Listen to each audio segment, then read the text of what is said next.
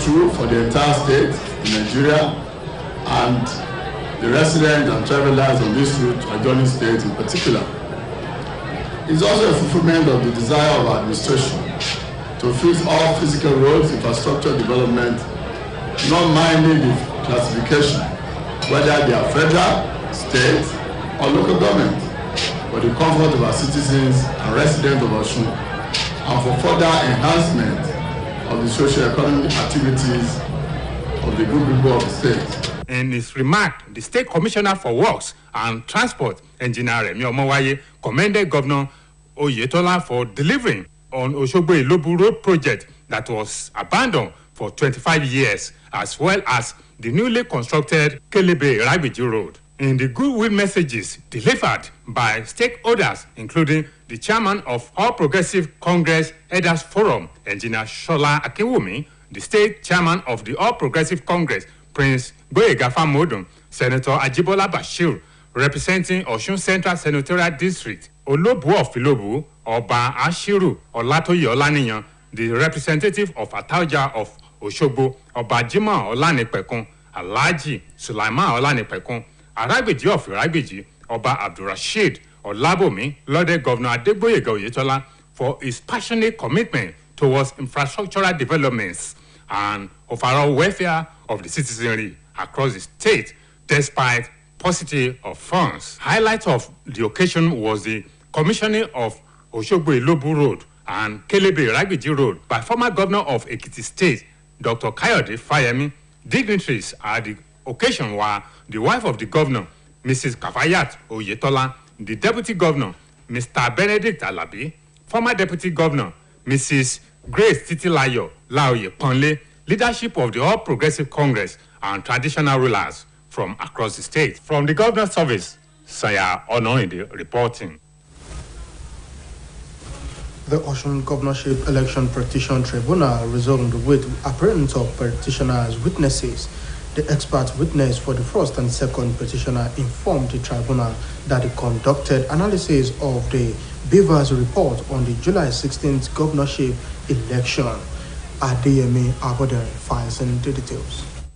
Sitting of Osun Governorship Election Petition Tribunal laid counsel to the first and second petitioners, Governor Adegboyega Oyetola and the All Progressive Congress, Chief Akin Olujimi, SAN, applied to amend petitioners' list of witnesses as contained in pages 141 to 150 of the witnesses scheduled, to which the first, second, and third respondent counsels raised no objection. Tribunal thereafter granted the prayer of the petitioners' counsel to do so. The petitioners thereafter opened their case with the appearance of petitioners' star witness, Mr. Isiaka Olariwaju, who told the tribunal that he conducted analysis of Beaver's report on the July 16 governorship election in 749 units in the 10 local government under contest. Olariwaju, who admitted voting at Oke Ejibu Ward 2, Unit 4, said the analysis conducted showed alleged irregularities in Beaver's report used for the election. Under cross-examination, counsels to first, second, and third respondent, Professor Paul Ananaba, Mr. Onyechi Ipiazu, and Dr. Alex Izinyo, all senior advocates of Nigeria, told the tribunal that he still stand by the analysis he conducted, which formed part of the petition submitted by the petitioners on resumption from a break. Counsel to the first and second petitioners, Chief Akin Olujimi, SAN, informed the tribunal of their intention to drop third and fourth witnesses, which he said won't add to what the star witnesses had given earlier in the day. Counsels to the first, second, and third respondent had no objection to this application. In his ruling, the tribunal chairman, Justice Tasi Kume, granted the application and struck out names of third and fourth petitioners' witnesses from the list. On the second petitioner's witness, who was to give evidence today, counsel to INEC, Professor Paul Ananaba, SAN, informed the tribunal of his decision to also withdraw a counter application filed to subpoena INEC Resident Electoral Commissioner for the state. Appearance of INEC Resident Electoral Commissioner, according to counsel to the petitioners, will assist the submission of the second petitioner's witness in the case. With this, the coast is now clear for INEC Resident Electoral Commissioner in the state to appear before the tribunal in respect of some documents that are likely to aid the petitioner's case. Speaking with OSBC News shortly after the sitting, counsels to first and second petitioners, Chief Akin Olujimi, and first and third respondent, Dr. Alex Ezion and Professor Paul Ananaba, expressed their satisfaction with the proceedings. Yes, what happened today in the tribunal briefly was that the petitioners called their witness who gave oral evidence on the analysis he did on the results produced by INEC after the election. Having looked at their evidence, I found that there was no point calling so many witnesses if you can speak through one witness who is very conversant with the facts of the case. That was what happened today. I looked at the summary of the evidence and I found that, look, there is nothing extra they will say that the first witness had not even said clearly. Yes, we expect that because the only obstacle against it was the application filed on behalf of INEC against the subpoena, but he withdrew that application today, which means the subpoena will be obeyed by INEC, and then the officer we subpoenaed would appear in court tomorrow. They said the two witnesses.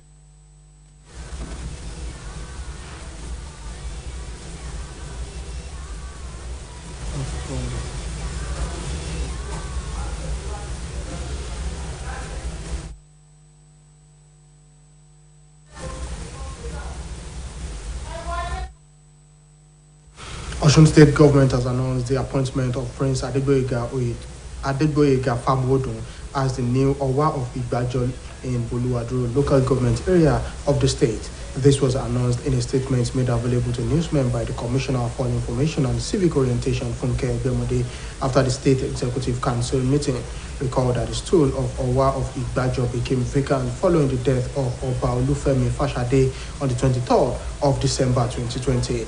Prince Famodun was unanimously selected as the sole candidate of the Owa Okeode ruling house. Until his appointment as the Owa-elect, Prince Adegboyega Famodun, a consummate politician, was the chairman of the All Progressive Congress (APC) in Osun State. His appointment takes immediate effect. The final burial program of Elder Joshua Agbolade Oshundina of Balogun's compound, Iroyin, which started yesterday with service of songs as the Seventh-day Adventist Church, Ayetoro Osogbo, continues tomorrow with Christian wake at his residence, Balogun's compound, Iroyin, in the evening. A statement by the deceased family signed by Doshu Adedayo indicates that funeral and Thanksgiving service for late Elder Joshua Oshundina will hold on Thursday at Seventh-day Adventist Church, Iroyin, in the morning.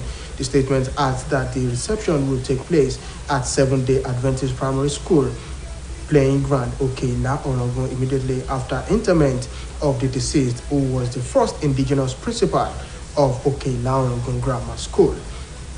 And that ends the state news on OSBC TV. It was edited by Michael Adini. Join us at 5 for the evening news. Good afternoon.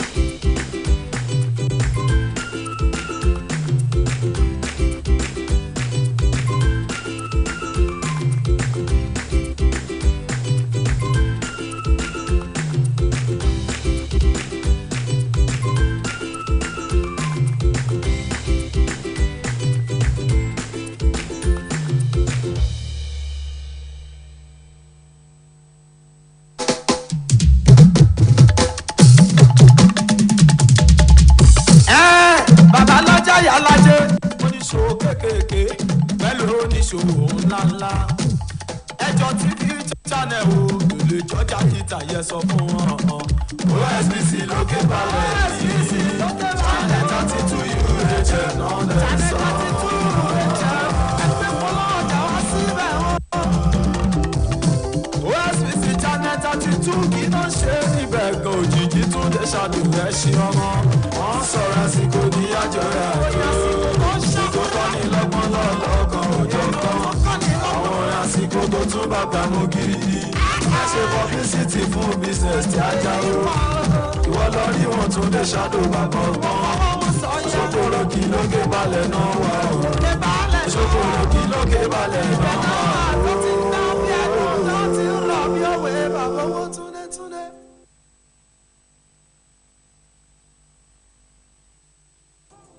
Àràbà ni bàbá, ẹni abálábà ni bàbá. OSBC Television Channel 32 UHF, Star Times 113 àti Free TV 502. Pẹ̀lú èèkàn ayélujára osbcng.org ti gbé àwọ̀ tuntun wọ̀. Ẹ máa pàdé wa ní gbogbo ìgbà fún àkànṣe eré oníṣe. Ọ̀rọ̀ lọ́gọ́rọ̀ ilẹ̀ tí ọmọ pàṣẹ ọkùnrin ara lẹ̀ pàṣẹ eégún tó máa ń wájà ẹ̀. Ìròyìn eré ìdárayá. Ọ̀rọ̀ sùnùkùn tí gba ojú sùn.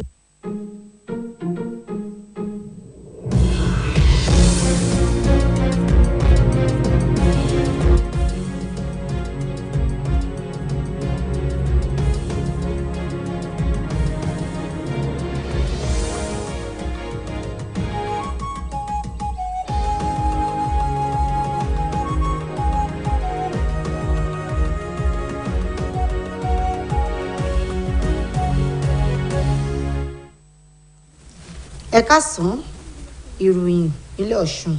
Gómìnà àná ní ìpínlẹ̀ Èkìtì ọ̀mọ̀wé Káyọ̀dé Fáyẹmí ti rọ àwọn èèyàn orílẹ̀-èdè yìí pé kí wọ́n yan adarí tí yóò wojútùú sáwọn ìpèníjà sílẹ̀ yìí ń kojú lọ́nà tára yóò tún fi gbọ́dẹ̀ àwọn aráàlú. Ó wòye ọ̀rọ̀ yìí lóṣogbo tí í ṣe olú ìlú ìpínlẹ̀ yìí lásìkò tó ń darí ayẹyẹ ṣíṣí àwọn àkànṣe iṣẹ́ àtúnṣe ojú pópó tí ìjọba gómìnà Adégbóyèga Oyètọ́lá ti ṣe. Oníléeṣẹ́ ìlọ́fíìsì gómìnà Sanyanu Míròdé múròyìnbó ẹ̀jàgbọ̀n tó ń bọ̀ láti ẹnu Abọ́sẹ̀dé Alóńgẹ.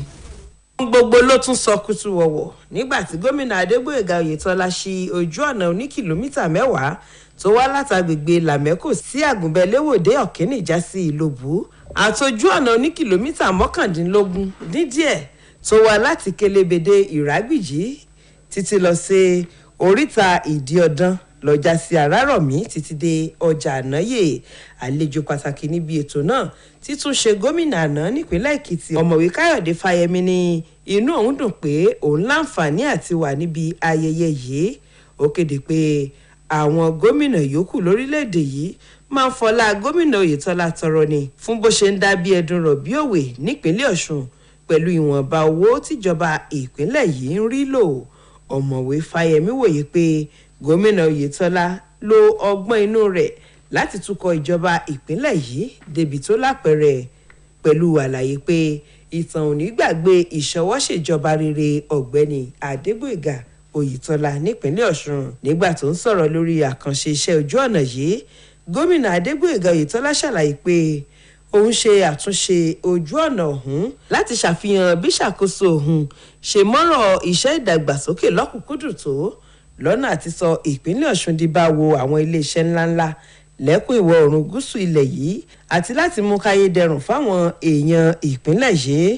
Nínú ọ̀rọ̀ rẹ̀, kọmíṣánná fún iṣẹ́ òde àti ìrìnnà ọkọ̀ ẹnjìnìà Rẹ̀mí Ọmọwáyé gbóṣùbà fún gómìnà Oyètọ́lá fún bó ṣe ṣàtúnṣe ojú ọ̀nà Òṣogbo sí Ìlòbù tó ti dà pátì bíi ejò àìjẹ fọ́dún 25 sẹ́yìn. Bẹ́ẹ̀ ló tún yin gómìnà láwo fún bó ṣe ṣe ojú ọ̀nà Kélébé sí Ìrágbìjí. Lára àwọn tó sọ̀rọ̀ ìwúrí níbi ètò yìí ni alága ìgbìmọ̀ àgbà ẹgbẹ́ òṣèlú All Progressives Congress nípínlẹ̀ yìí ẹnjìnìà Ṣọlá Akínwùmí, alága ẹgbẹ́ APC nípínlẹ̀ Ọ̀ṣun ọmọọba Gbóyèga Fámọdún, sẹ́nitọ̀ Àjíbọ́lá Bàṣírù tó ń ṣojú ẹkùn ìdìbò àárín gbùngbùn Ọ̀ṣun nílé aṣòfin àgbà ilẹ̀ yìí, Olóbù ti Ìlòbù ọba Ashiru Ọlátóyè Ọlánìyàn, Alhaji Sulaiman Ọlánìpẹ̀kun tó ṣojú Àtaọ́jà tilẹ̀ Òṣogbo ọba Jimoh Oyètúnjí ọlánìpẹ̀kun láròyè kejì àti arágbìjí ti ìrágbìjí ọba abdulrasheed ọlábòmí wọ́n kan sára sí gómìnà adégbóyèga oyètọ́lá fún bó ṣe mọ́rọ̀ ìdẹ̀rùn aráàlú ní bàdà láì wo bówó ṣe ta ìjọba tó ń darí lọ́wọ́. Gómìnà tẹ́lẹ̀ rí nípínlẹ̀ èkìtì ọ̀mọ̀wé káyọ̀dé fáyẹmí ló ṣí àwọn ojú ọ̀nà òṣogbo sí ìlóbù àtẹ̀yí tó wá láti kélébé sí ìrágbìjí. Lára àwọn ìkan àwùjọ tó fojúṣe mẹ́rin ètò yìí ni ìyàwó gómìnà arábìnrin kàfáyàt oyètọ́lá, igbákejì gómìnà ọ̀gbẹ́ni benedict alabi, igbákejì gómìnà tẹ́lẹ̀ rí arábìnrin títí láòyè pọ́nlé, àwọn adarí àtọmọ ẹgbẹ́ òṣèlú All Progressives Congress, àwọn orí adé yíká ìpínlẹ̀ yìí àtàwọn èèyàn míì. ìgbìmọ̀ tó ń gbẹ́sùn ìdìbò gómìnà ti bẹ̀rẹ̀ ìjókòó wọn padà ní ìpínlẹ̀ yìí níbi tí àwọn ẹlẹ́rìí olùpẹ̀jọ́ ti ń farahàn níwájú rẹ̀.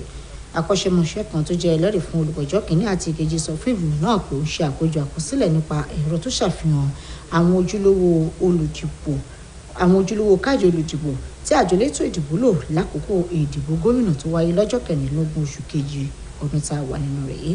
Adéyẹmí Abọ́dẹrìn múròyìn bọ̀, làbárè rèé látẹnu Mojíbọ́lá Káyọ̀dé Òkè.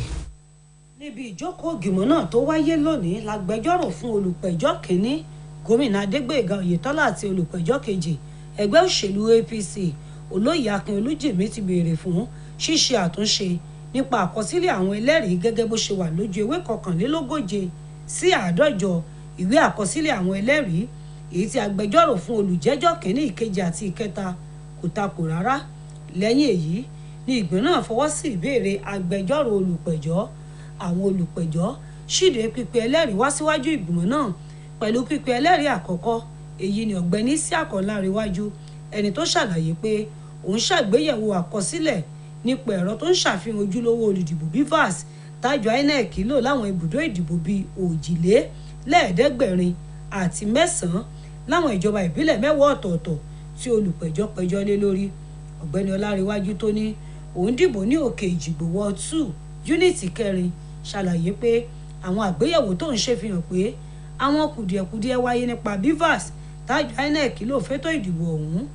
nígbà táwọn agbẹjọ́rò fún olùjẹ́jọ́ kìíní ìkejì àti ìkẹta èyí ni ọ̀jọ̀gbọ́n Paul Ananaba, ọ̀gbẹ́ni Onyechi Piazu àti ọ̀mọ̀wé Alexion ń takòtó ìbéèrè sí ẹlẹ́rìí náà ní òun sì dúró lórí ẹ̀rí tó ń gbé wá sílé ẹjọ́ pẹ̀lú àlàyé pé àgbéyẹ̀wò tó ń ṣe nípa àkọsílẹ̀ ẹ̀rọ BVAS fi hàn pé èrú wáyé lásìkò ìdìbò náà èyí tó ló wà lára àwọn ẹ̀rí tí olùpẹ̀jọ́ pẹjọ́ lé lórí. nígbà tí ìgbìmọ̀ náà bẹ̀rẹ̀ ìjókòó padà lẹ́yìn ìsinmi díẹ̀ agbẹjọ́rò àgbà fún olùpẹ̀jọ́ kìíní àti ìkejì olóyè akin olújìmí sọ fún ìgbìmọ̀ náà pé òun kò fẹ́ pe ẹlẹ́rìí kẹta àti ìkẹrin wá síwájú ilé ẹjọ́ mọ́ pẹ̀lú bó ṣe ní wọn kò láfikún ohun tí ẹlẹ́rìí àkọ́kọ́ ti sọ níwájú ìgbìmọ̀ náà. àwọn agbẹjọ́rò fún olùjẹ́jọ́ kìíní ìkejì àti ìkẹta kò ní àtakò kankan sí ìbéèrè yìí. nínú ìgbẹ́jọ́ rẹ̀ alága ìgbìmọ̀ náà tẹ̀síkúmẹ̀ fọwọ́ sí ìbéèrè ọ̀hún èyí tó mú kó yọ orúkọ ẹlẹ́rìí kẹta àti ìkẹrin kúrò nínú ìwé àkọsílẹ̀ àwọn ẹlẹ́rìí. lórí ọ̀rọ̀ ẹlẹ́rìí kejì tó yẹ kó farahàn lónìí agbẹjọ́rò fàjọ INEC ọ̀jọ̀gbọ́n Paul Ananaba sọ fún ìgbìmọ̀ náà pé òun náà ti já mi lórí ìpinnu àtẹ̀yìnwá nínú èyí tó ti kọ́kọ́ sọ pé ọ̀gá àjọ INEC nípìnlẹ̀ yìí kò ní yọjú níwájú ìgbìmọ̀ náà. tọ́gá àjọ INEC bá yọjú níwájú ìgbìmọ̀ ọ̀hún ni yóò ṣèrànwọ́ fún ẹlẹ́rìí kejì láti rẹ́jọ́rò níwájú ìgbìmọ̀ náà. pẹ̀lú èyí ó ti fojú hàn pé ọ̀gá àjọ INEC nípìnlẹ̀ yìí yóò farahàn níwájú ìgbìmọ̀ ọ̀hún pẹ̀lú àwọn àkọsílẹ̀ kan tí yóò jẹ́ kí ìgbẹ́jọ́ yá kánkán. nínú ọ̀rọ̀ ọ̀tọ̀ọ̀tọ̀ wọn pẹ̀lú ìkọ̀ròyìn iléeṣẹ́ yìí àgbọ̀jẹ̀ agbẹjọ́rò fún olùpẹ̀jọ́ kìíní àti ìkejì olóyè akin olújìmí àti agbẹjọ́rò fún olùjẹ́jọ́ kìíní ọ̀mọ̀wé Alexion àti tolùjẹ́jọ́ kẹta ọ̀jọ̀gbọ́n Paul Ananaba fi ìdùnnú hàn sí ìjókòó ìgbìmọ̀ náà tó wáyé lónìí. ìrètí wà pé ìjókòó ìgbìmọ̀ ọ̀hún ń tẹ̀síwájú lọ́la. Mojíbọ́lá Káyọ̀dé Òkè fún iléeṣẹ́ OSBC. ètò ọlọ́sẹ̀ kan tí wọ́n là kalẹ̀ fún búbúra fún gómìnà tuntun nípìnlẹ̀ yìí sẹ́nẹ́tọ̀ Adémọ́lá Adélékè ti gbéra sọ nígbà tó ń bó nínú iṣẹ́ OSBC sọ̀rọ̀ igbákejì alukoro tẹ́lẹ̀ rí fẹ́gbẹ́ òṣèlú People's Democratic Party ọmọọba Dìran Ọ̀dẹ́yẹmí mẹ́nubà pé ọkùn òjọ̀kan ètò ni wọ́n ti là kalẹ̀ ó sọ̀rọ̀ síwájú sí i. ìta bá ti ṣe press conference tá a bá àwọn oníròyìn sọ̀rọ̀ tán ó bá di ọjọ́ Tuesday a fi àdúrà bẹ̀rẹ̀ gbogbo àwọn ẹlẹ́sìn mùsùlùmí àwọn ẹlẹ́sìn kristẹni àti gbogbo àwọn tí ọlọ́run bá fi sí lọ́kàn láti gbàdúrà a ṣe ètò àdúrà yẹn nílé ẹgbẹ́ wa tí olóyìnbó pè ní interdenominational service so a pàdé ń bẹ̀ láti gbàdúrà fún ọlọ́run láti kọrin ọpẹ́ láti kọrin ayọ̀ lọ́jọ́ Tuesday ní party secretariat tó bá di ọjọ́ Wednesday bọ́ọ̀lù ọlọ́rẹ̀ẹ́jọ̀rẹ́ wọn á gbà síra ní stadium tó bá di ọjọ́ Thursday bàbá tí wọ́n mọ̀ nípa ọ̀rọ̀ ìjìnlẹ̀ Bishop Ayọ̀ Ládìgbòlú àwọn á fi ọ̀rọ̀ ìmọ́lẹ̀ tí ó wọlé sọ̀sùn àwọn á fi bọ́ wa bí symposium ní Atlantis Hall ní Ring Road area so yẹn ló wà ní ọjọ́ Thursday ó bá di ọjọ́ Friday àwọn Adeleke family wọ́n ní special prayer tí wọ́n fẹ́ ṣe nílé ẹni tó jẹ́ gómìnà àkọ́kọ́ olóògbé Isiaka Adeleke Adétúnjì Adeleke nílé wọn níjọ́ Friday ó bá di Saturday a máa fi eléyìí gba àwọn àlejò wa wọlé sípínlẹ̀ Ọ̀ṣun olórí ẹgbẹ́ wa chairman wa Ìyọ̀ṣááyù ẹni tí ẹgbẹ́ wa fà kalẹ̀ gẹ́gẹ́ bí olùdíje fún president Alhaji Atiku Abubakar àtàwọn gómìnà káàkiri àti àwọn iléeṣẹ́ gbogbo abẹ́rẹ́ ti gbà wọ́n lálejò sí Ọ̀ṣun ó bá di ọjọ́ Sunday là á ṣe ìbúra fún gómìnà tuntun tó bá di ọjọ́ Monday gómìnà àwọṣẹ́ àtúntì lọ sí ilé ìjọba láti fi àdúrà bẹ̀rẹ̀ ohun gbogbo. ìjọba ìpínlẹ̀ yìí ti kéde yíyan ọmọọba Adégbóyèga Fámọdún gẹ́gẹ́ bí ọwọ́ àti ìlú Ìgbàjọ ní ìjọba ìbílẹ̀ Bolùwà dúró èyí jẹ́ nínú àtẹ̀jáde tí kọmíṣánná àfẹ́tò ìròyìn àti ìlanilọ́yẹ̀ arábìnrin Fúnkẹ́ Ẹgbẹ́mọdé fi síta fáwọn oníròyìn lópin ìpàdé ìgbìmọ̀ aláṣẹ ìjọba àrùn tí pé lọ́jọ́ 23 oṣù kejì lọ́dún 2020 òun náà ní ipò ọwọ́ àti Ìgbàjọ tó ṣòfò nítorí bí ọba Olúfẹ́mi Fáṣadé ṣe gbésẹ̀ ọmọọba Fámọdún òun ló wá láti ilé ọba Ọwá Òkè Odò ńlú Ìgbàjọ kí wọ́n tó yàn sí ipò àwọn baba ńlá rẹ̀ ọmọọba Adégbóyèga Fámọdún jẹ́ èèkàn olóṣèlú tó sì jẹ́ alága ẹgbẹ́ òṣèlú All Progressives Congress nípìnlẹ̀ yìí bẹ́ẹ̀ ni yíyan rẹ̀ ti fìdí múlẹ̀. ayẹyẹ ètò ìsìnkú alàgbà Joshua Agbọ́ládé Ọ̀ṣúndínà tágbó ilé Balógun Òkè Ìlárùn Ògún tó gbéra sọ lánàá ń tẹ̀síwájú pẹ̀lú àkànṣe orin onígbàgbọ́ ní Seventh Day Adventist Church Ayétòrò Òṣogbo lónìí tí ìsìn orin onígbàgbọ́ yóò sì wáyé nílẹ̀gbẹ́ olóògbé tó wà lágbo ilé Balógun Òkè Ìlárùn Ògún nírọ̀lẹ́ ọ̀la àtijáde tí ẹbí olóògbé fi síta tí ọ̀gbẹ́ni Dóṣù Adédayọ̀ fọwọ́ sí jẹ́ kó yé ni pé lọ́jọ́bọ̀ lẹ́tọ̀ ìsìnkú àti ìdúpẹ́ fọlọ́ọ̀gbé Joshua Ọ̀ṣúndínà yóò wáyé ní Seventh Day Adventist Church Òkè Ìlárùn Ògún lọ́wọ́ àárọ̀ lẹ́yìn èyí wọn yóò gbàlejò àwọn èèyàn ní pápá ìṣeré ilé ẹ̀kọ́ alákọ̀ọ́bẹ̀rẹ̀ Seventh Day Adventist Òkè Ìlárùn Ògún ní kété tí wọ́n bá ti sin olóògbé sí ilé ayérayé alàgbà Agbọ́ládé Ọ̀ṣúndínà lọ̀gá àgbà àkọ́kọ́ ti nílé ẹ̀kọ́ ilé ẹ̀kọ́ girama Òkè Ìlárùn Ògún nígbà ayé rẹ̀. kò ní jù báyìí lọ lórí ìròyìn ìpínlẹ̀ Ọ̀ṣun fún tàkókò yìí ẹjá fìpàdé sáago 5 kọjá ìṣẹ́jú 15 nígbà tá a máa mú ìròyìn ilé wa fún yín ẹ kú kalẹ̀.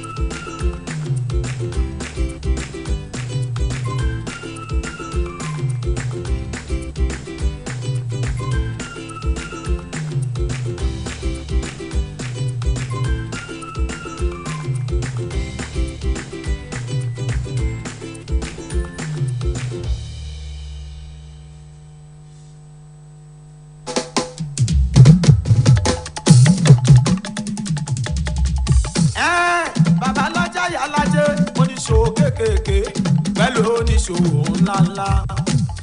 ẹjọ́ TV channel o lè jọjà yìí tàyẹ sọ fún wọn. OSBC lókè balẹ̀ yìí channel 32 UHF náà lẹ́ sọ. ẹgbẹ́ polówó ọjà wá síbẹ̀ wọn. OSBC channel 32 kí ló ń ṣe níbẹ̀ gan òjijì tún lè ṣàdùrẹ́ ṣe ọmọ. wọ́n sọ̀rọ̀ àsìkò ní àjọyọ̀ àjò ṣògo kọ́ ní lọ́gbọ́n lọ́lọ́kan òjò kan. àwọn orin àsìkò tó tún bá gbàmú gidi. ẹ ṣe publicity fún business tí a jáwó. ìwọ lọ rí wọn tún lè ṣàdó bàbá ọgbọ́n.